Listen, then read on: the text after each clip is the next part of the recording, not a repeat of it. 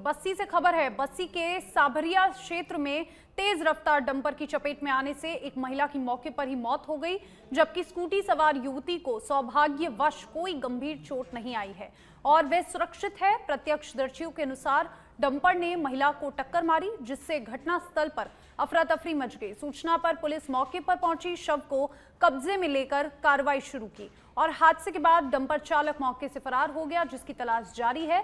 Police CCTV footage और प्रत्यक्षदर्शियों के बयान के आधार पर मामले की जांच कर रही है। साथ ही मृतका की पहचान और परिजनों को सूचना देने की प्रक्रिया भी जारी है।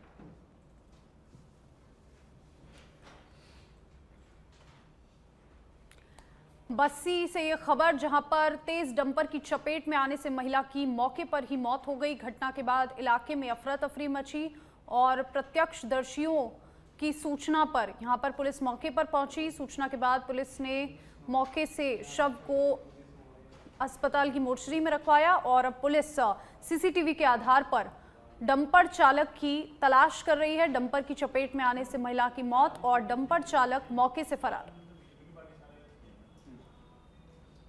जयपुर स्थित प्रदेश भारतीय जनता पार्टी कार्यालय में सोमवार को कार्यकर्ता सुनवाई कार्यक्रम का आयोजन किया गया। कार्यक्रम के दौरान कार्यकर्ताओं ने अपनी समस्याएं और शिकायतें पार्टी पदाधिकारियों के समक्ष रखी। कार्यकर्ता सुनवाई में मंत्री जोराराम कुमावत एवं विजय सिंह चौधरी ने कार्यकर्ताओं की समस्याएं गंभीरता से सुनी। संगठन की ओर से अपूर्वा सिंह और नारायण मीणा भी इस दौरान मौजूद रहे। सुनवाई के दौरान कार्यकर्ताओं द्वारा रखी गई विभिन्न शिकायतों पर संबंधित अधिकारियों को शीघ्र समाधान के निर्देश दिए गए। नेताओं ने कार्यकर्ताओं को आश्वस्त किया कि उनकी समस्याओं का समयबद्ध निस्तारण सुनिश्चित किया जाएगा।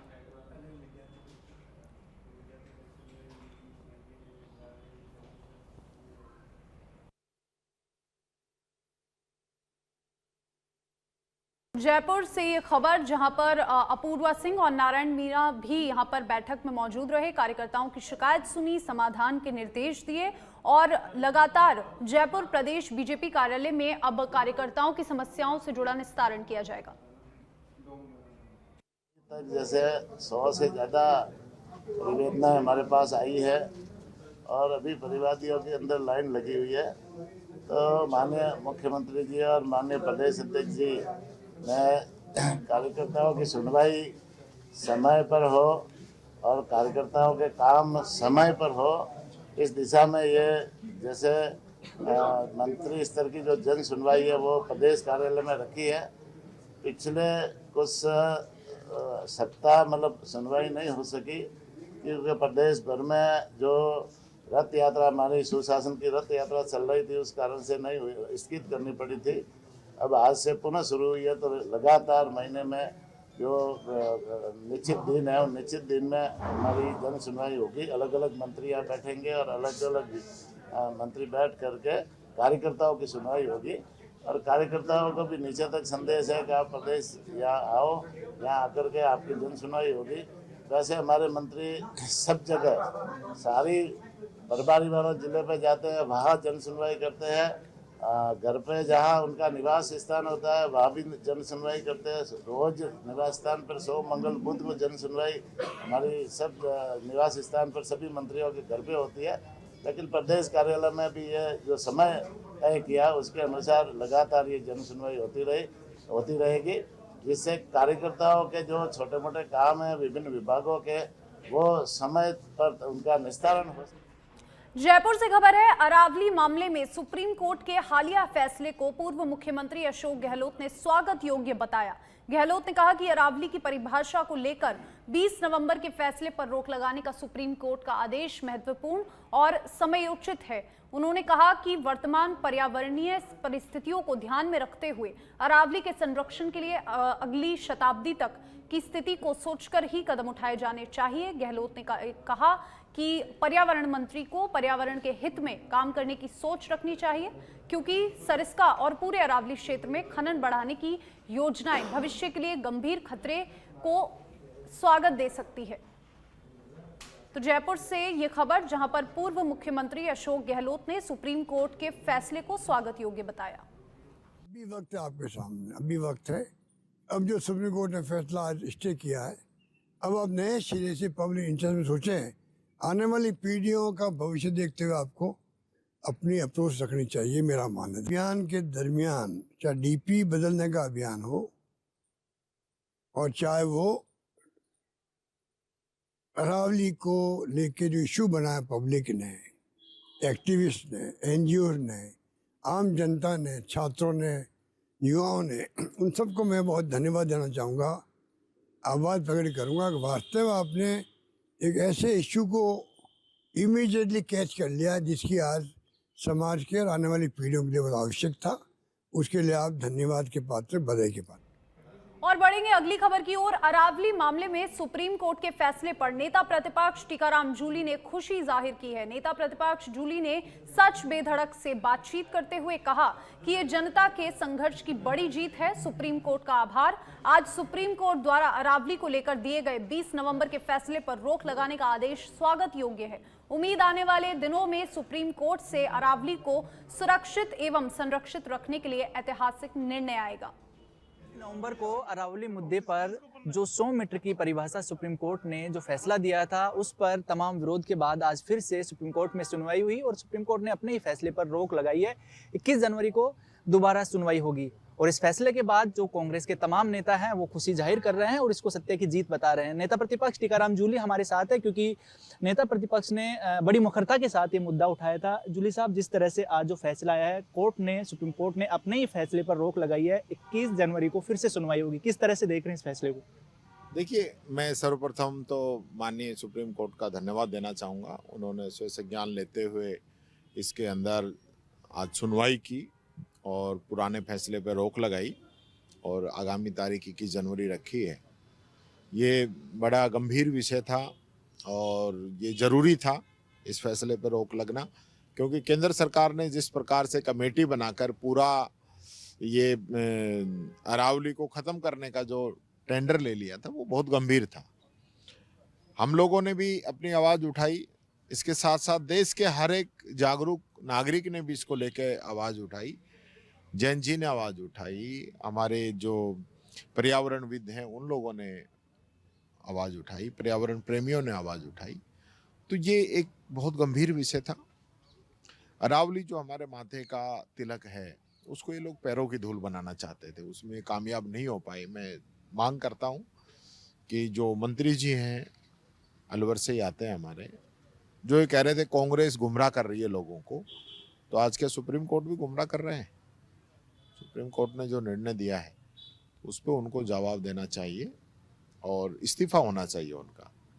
ऐसे पर्यावरण मंत्री जो जनता को गुमराह करते हैं, उनका इस्तीफा होना चाहिए। अब जब आगे सुनवाई होगी तो किस तरह की उम्मीद है कोर्ट से? आपको क्या फैसला होना चाहिए इस पर? उम्मीद है हमें। अगर आपसे राय भी मांगी जाए तो क्योंकि अगर आपको विपक्ष को या आम जनता की राय ली जाएगी तो क्या कहना चाहेंगे? देखिए, अरावली से छेड़छाड़ नहीं होनी चाहिए। अभी पूरी दुनिया इस संकट से जूझ रही है, हमारा देश जूझ रहा है। हमारी दिल्ली, भिवाड़ी तो अलवर का ही हिस्सा है, जहाँ से खुद ये मंत्री हैं। ये वहाँ का पोल्यूशन बता दें कितना है, AQI नहीं बता पाएंगे। जयराम रमेश जो कि कांग्रेस के सीनियर लीडर हैं, वो भी जिक्र किए हैं कि जो पुनर्परिभाषा की बात कही गई है, जो वन मंत्रालय वन मंत्री के द्वारा, तो अब उनको इस्तीफा देना चाहिए क्योंकि उनके तथ्यों को खारिज किया कोर्ट ने। हाँ, निश्चित तौर पर देना चाहिए। मैं तो खुद ही डिमांड कर रहा हूँ। और अलवर से और हैं जो पोल्यूशन भी देख रहे हैं, अरावली भी देख रहे हैं, जिनको दोनों के बारे में पता है, फिर निर्णय नहीं कर रहे हैं। तो ऐसे लोगों के खिलाफ तो इस्तीफे ही होने चाहिए उनके। ये नहीं दे तो सरकार मोदी जी को ले लेनी चाहिए इनसे। एक सवाल ये भी है कि अब जब सुप्रीम कोर्ट सुनवाई करेगा तो कहीं ना कहीं जो पर्यावरण वन मंत्रालय है, उनकी रिपोर्ट फिर से मांगेगा। तो ये क्या संभावना है, क्या अब वापस से इसमें लीपापोती की जाएगी या गंभीरता के साथ पर्यावरण मंत्री करेंगे? तो हम तो फिर खड़े हैं। अगर ये अब भी नहीं माने सुप्रीम कोर्ट के कहने के बावजूद भी, तो जनता तो तैयार रहे। देखिए, नेता प्रतिपक्ष टीकाराम जूली अभी पूरा जो अरावली मुद्दे पर जो फैसला है उस पर अपना रुख है साफ तौर पर जाहिर किए हैं कि अब सुप्रीम कोर्ट से उम्मीद है, एक उम्मीद जगी है और आगे भी पूरा भरोसा है कि अरावली के हित में, लोगों का जो जन भावना है उसको ध्यान में रखते हुए जरूर अरावली के हित में फैसला आएगा। वीडियो जर्नलिस्ट गेस के साथ सुनील यादव, सच वेदर जयपुर। भारतीय रेलवे यात्रियों की लगातार बढ़ती संख्या को देखते हुए वर्ष 2030 तक देश के 48 प्रमुख शहरों में ट्रेनों की शुरुआती क्षमता दोगुनी करने की योजना पर काम कर रहा है। इसी क्रम में जयपुर और जोधपुर के लिए विशेष कार्य योजना तैयार की गई है। सीपीआरओ कैप्टन शशि किरण के अनुसार जयपुर के खातीपुरा को सैटेलाइट टर्मिनल और जोधपुर के भगत की कोठी को मेगा कोचिंग हब के रूप में विकसित किया जा रहा है ताकि यात्रियों को अधिक बेहतर और सुगम रेल सेवाएं उपलब्ध कराई जा सके। प्रमुख 48 शहरों को कैपेसिटी जो है उसको डबल करने का प्लान किया गया है और इसमें राजस्थान के 2 शहर जयपुर और जोधपुर को भी शामिल किया गया है। इन दोनों जगहों पर जो अभी वर्तमान की जो स्थिति है और वर्तमान में जो हैंडलिंग कैपेसिटी है इसको डबल करने का प्लान है और इन सारे में जो है हम शॉर्ट टर्म, मीडियम टर्म और लॉन्ग टर्म मेजर के साथ काम करने वाले हैं। जो प्रमुख बिंदु हैं इन दोनों शहरों और दोनों स्टेशनों के विस्तार में वो सबसे बड़ी बात है कि मेगा कोचिंग टर्मिनल का निर्माण करना, अतिरिक्त प्लेटफॉर्म, अतिरिक्त मल्टी ट्रैकिंग का निर्माण करना और साथ ही साथ नए अनुरक्षण सुविधा का विस्तार करना। ये सारी चीज़ों को जो है क्रमवार चरणबद्ध तरीके से किया जाएगा ताकि वर्तमान की जो हैंडलिंग कैपेसिटी है ट्रेनों को और पैसेंजर हैंडलिंग करने की इसको हम।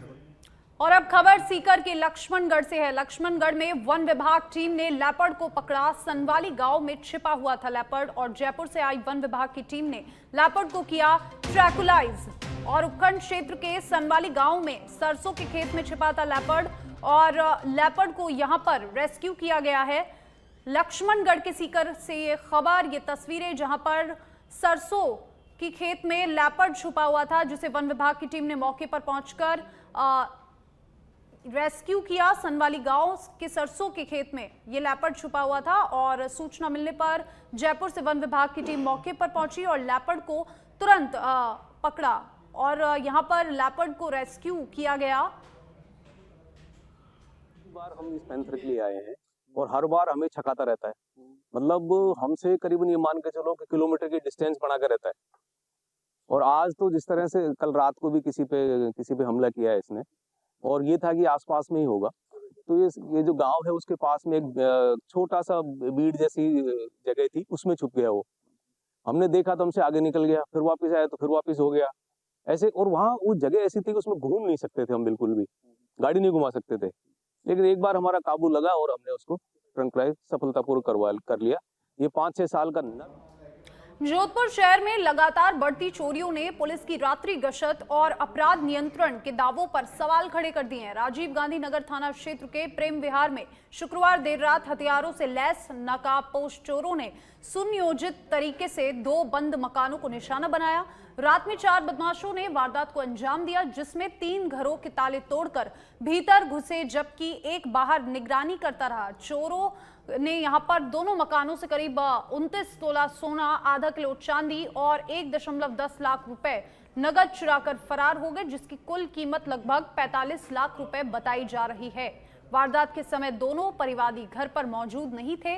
सूचना पर राजीव गांधी नगर थाना पुलिस ने मामला दर्ज कर जांच एएसआई रावल राम को सौंप दी है और वहीं पुलिस सीसीटीवी फुटेज के आधार पर आरोपियों की तलाश में जुटी है। जोधपुर से यह खबर जहां पर पुलिस के चोरों को पकड़ने के दावे फेल होते जा रहे हैं क्योंकि हथियारों से लैस ये बदमाश जो हैं ये सूने मकानों को निशाना बनाकर देर रात चोरी की वारदात को अंजाम दे रहे हैं। पुलिस सीसीटीवी फुटेज के आधार पर अब इनकी जांच करेगी और बढ़ती चोरियों से पुलिस के दावों पर लगातार सवाल उठते जा रहे हैं। प्रेम विहार में 2 बंद मकानों में इस चोरी की वारदात को अंजाम दिया गया। हथियारों के साथ घरों में घुसे चोर 45 लाख की चोरी की रकम बताई जा रही है, 29 तोला सोना।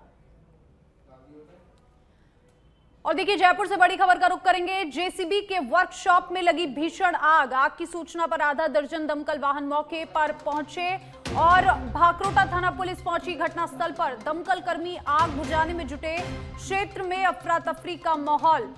जयपुर से बड़ी खबर आपको बता रहे हैं, जेसीबी की वर्कशॉप में लगी भीषण आग की सूचना पर आधा दर्जन दमकल वाहन पहुंच चुके हैं मौके पर और यहां पर ये बड़ी सूचना आपको बता रहे हैं, भाकरोटा थाना पुलिस घटनास्थल पर पहुंची और फिलहाल आग के कारणों का पता लगाया जा रहा है कि किस तरीके से आग यहां पर लगी। दमकल कर्मी आग बुझाने में लगातार जुटे हुए हैं। क्षेत्र में अफरा तफरी का माहौल देखने को मिल रहा है। और देखिए तस्वीरें आपको सच बेधड़क पर एक्सक्लूसिव तस्वीरें दिखा रहे हैं जयपुर से। ये बड़ी खबर जहां पर जेसीबी के वर्कशॉप में भीषण आग लगने का मामला सामने आया और धुएं का गुबार दूर से ही नजर आ रहा है। किस तरीके से आग की सूचना पर लगातार आधा दर्जन दमकल वाहन मौके के लिए रवाना हो चुके हैं। फिलहाल भाकरोटा थाना पुलिस घटनास्थल पर पहुंच चुकी है और इसी खबर पर हमारे साथ फोन लाइन पर राकेश जुड़ चुके हैं, हमारे संवाददाता।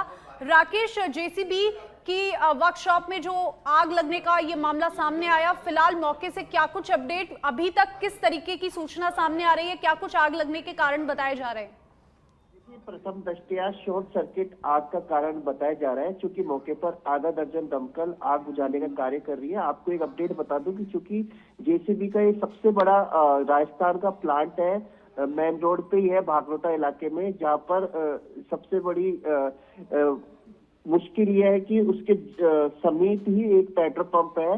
तो एहतियात के तौर पर जो पेट्रोल पंप है उसको भी खाली कराया गया है, क्योंकि मौके पर भाकरोटा थाना पुलिस का जाब्ता तैनात है। पुलिस के आला अधिकारी भी अब मौके पर पहुंच गए हैं और स्थिति का जायजा ले रहे हैं। बहरहाल आग बुझाने का जो काम है वो चालू है।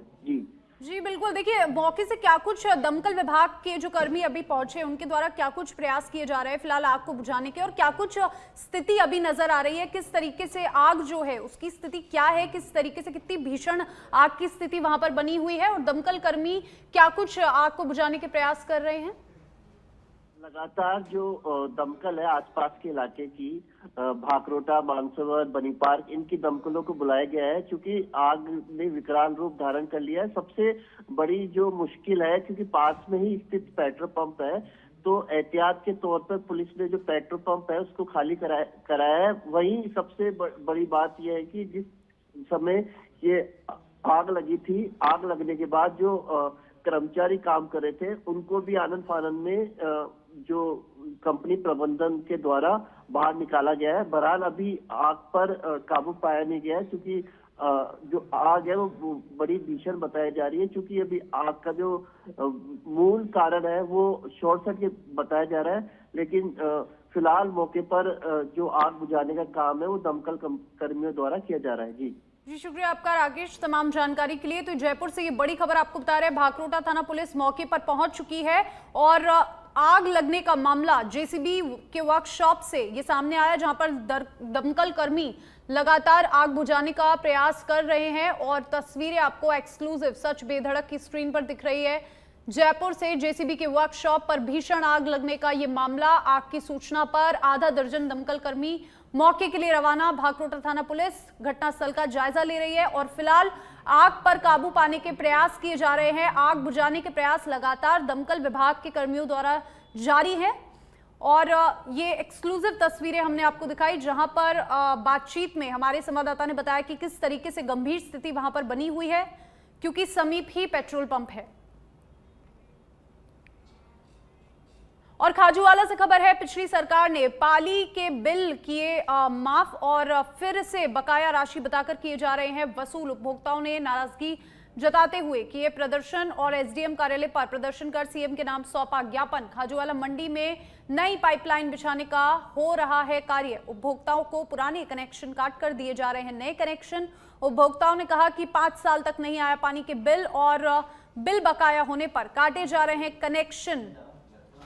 तो खाजूवाला से एक खबर, जहां पर उपभोक्ताओं को पुराने कनेक्शन काटकर नए कनेक्शन देने की बात की जा रही। उपभोक्ताओं ने कहा कि 5 साल तक नहीं आया पानी। ठेकेदार द्वारा मनमानी की जा रही है। पीएचडी के अधिकारियों के और कर्मचारियों के साथ मिलकर जो साठ गांठ करके जिस तरीके से कनेक्शन कर रहे हैं लोगों को, वो एक बहुत ही गलत है। क्योंकि अब आपके सामने देख लो 50-70 लोग जो भी है सेक्टर नई धान मंडी के लोग खड़े हैं, तो ठेकेदार द्वारा ये बोला जा रहा है कि आप जो भी आपका बिल बकाया है उस बिल को पीएचडी कार्यालय में जमा करा के हमें रसीद ला कर दो, उसके बाद में कनेक्शन करेंगे। इनके कहने के बावजूद हमने अधिकारियों से बात की, एक्शन साहब, अय्यन साहब और दयन साहब से, तो उन्होंने ये बोला भी आपका जो भी बिल बकाया वो जमा करवाना पड़ेगा, उसके बाद में कनेक्शन होगा। लगभग मैं 2011-12 से इस कॉलोनी में निवास कर रहा हूँ और यहाँ पे लगभग 20-20 साल पहले से लोग बसे हुए हैं। आज 8-8 साल पहले से किसी के बिल नहीं आ रहे हैं, 5-6 साल हो गए। ये जो कनेक्शन कर रहे हैं ये मनमर्जी से 11,000 रुपये उन्होंने राशि निकाल दी है नए कनेक्शन के लिए, और जो बकाया कनेक्शन है उनसे कह रहे पहले वसूल करो। 11,000 है, 15,000 है, 20,000 बिल है, और जनता ये जो खड़ी है इनके सबके पास किसी के पास एक भी बिल नहीं आया आज तक भी। और ना इनके पास इनके जब अधिकारी से बात की, लिखित आदेश मांगा सरकार का, नए कनेक्शन पर अगर 11,000 रुपये राशि है तो आप हमें आदेश दिखाइए, इनके पास लिखित ऑर्डर भी नहीं है और ये मन मर्जी से 11,000 रुपये वसूल कर रहे हैं। और जनता जैसे गरीब आदमी है, झुग्गी-झोंपड़ी वाला आदमी है, वो कैसे ये 11,000 वहन करेगा। और भारी बारिश से फसलें नष्ट होने के बावजूद मुआवजा नहीं मिलने से नाराज किसानों ने चौथ का बरवाड़ा में बड़ा आंदोलन शुरू किया। किसानों ने कृषि उपज मंडी से उपखंड कार्यालय तक पैदल मार्च निकालकर उपखंड मुख्यालय पर धरना दिया। उनका आरोप है कि राजस्व विभाग के अधिकारियों की लापरवाही और गलत फसल गिरदावरी रिपोर्ट के कारण हजारों किसान मुआवजे से वंचित रह गए, जबकि खेतों में फसल पूरी तरह तबाह हो चुकी है और सरकारी रिकॉर्ड में नुकसान कम दिखाया गया है। धरना स्थल पर किसानों ने प्रशासन के खिलाफ नारेबाजी की और चेतावनी दी कि शीघ्र मुआवजा नहीं मिला तो आंदोलन और तेज किया जाएगा। साथ ही गलत रिपोर्ट तैयार करने वाले कर्मचारियों पर कार्रवाई की मांग की।